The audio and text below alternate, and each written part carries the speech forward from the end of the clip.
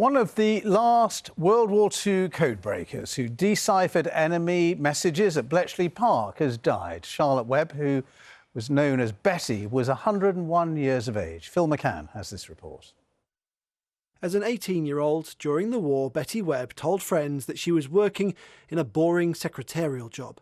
In reality, she was at Bletchley Park in Buckinghamshire as part of the secret team cracking coded German communications.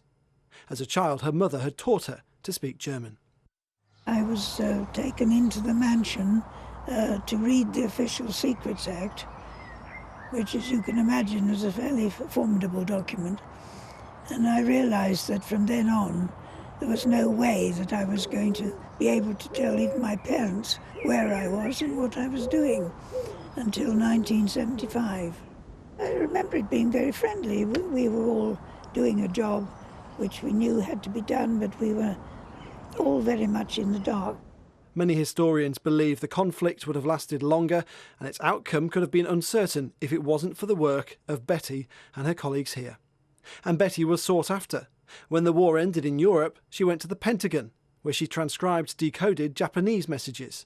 I was one of 32,000 people in the Pentagon, and the working conditions were very modern and very pleasant, and in the main I got on very well with the Americans.